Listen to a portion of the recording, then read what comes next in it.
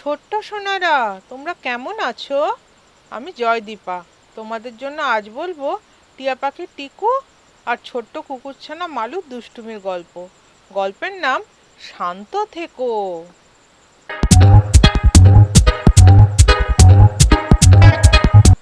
জানো ছোট্ট সোনা বন্ধুরা, এটা একটা বর্ষাকালের সকালবেলার গল্প, যখন ঝমঝম করে বৃষ্টি হচ্ছিল, আকাশ কালো মেঘে ঢেকেছিল, বিদ্যুৎ চমকাচ্ছিল, বাজ পড়ছিল, ঘর থেকে বেরোনো যাচ্ছিল না।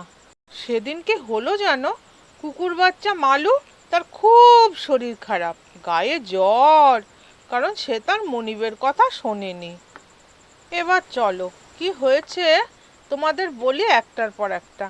সাধারণত কুকুরের স্বভাব শিকার করা। মালুও শিকার করত, কিন্তু শিকার করে মেরে ফেলে রাখতো না, সেগুলোকে গপ গপ করে খেয়ে নিত। মালুর জন্য ছাদে একটা ঘর ছিল, সেখানে সে থাকতো, টিকুর সাথে গল্প করত। মনিব কিছু খেতে দিয়ে চলে গেলে দুজনে মিলে আনন্দ করে খেত। তারপর বলি মালুর কাণ্ড। একদিন কি হয়েছে জানো? মালু ঘরের মধ্যে একটা আরশোলার পেছন পেছন দৌড় লাগালো। ধরতে গিয়ে রান্নাঘরের বন্ধ দরজায় দড়াম করে খেলো নাকে এক যোগ ধাক্কা। ব্যাস, মুখের ওপর নাকটা লাল হয়ে ফুলে গেল।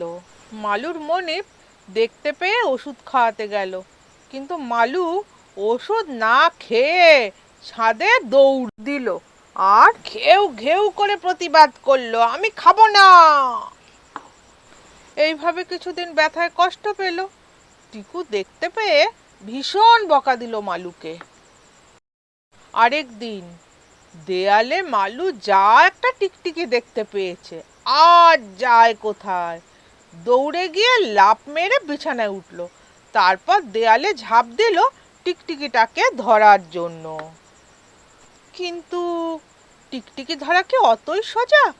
টিকটিকি পালালো, আর মালু খাটের পাশে মেঝেতে দুম করে পড়ে গিয়ে মাথায় চোট পেয়ে ওখানেই পড়ে রইল। শব্দ শুনে মনিবের ছেলে লালটু সে ছুটে এলো। কয়েকদিন পর মালু ছাদে বসে গল্প করছিল, হঠাৎ তার সামনে দিয়ে একটা ইঁদুর দৌড় মারল। টিকু বলল, যাস না। কে শোনে কার কথা? দৌড় আর দৌড়, ইঁদুর প্রাণ বাঁচাতে ছাদের ধার বেয়ে নেমে গেল, আর মালু তাকে ধরার জন্য ছাদ থেকে লাফ দিল। বাস, ঝপাং করে বাড়ির পাশে পুকুরের জলে গিয়ে পড়ল। মনিব তখন পুকুরে চান করছিল। তারপরে মনিব মালুকে কোলে করে তুলে নিয়ে এলো। এই করে গত কয়েকদিনে মালু কয়েকটা আরশোলা, টিকটিকি, ইঁদুর মেরেছে, আর তারপর সেগুলোকে গপ গপ করে খেয়ে নিয়েছে। মালুর মনিবের বাড়ির পাশে চাল বিক্রির দোকান ছিল। মালু শিকারের জন্য সে জায়গায় আর আরশোলা, টিকটিকি, ইঁদুর নেই।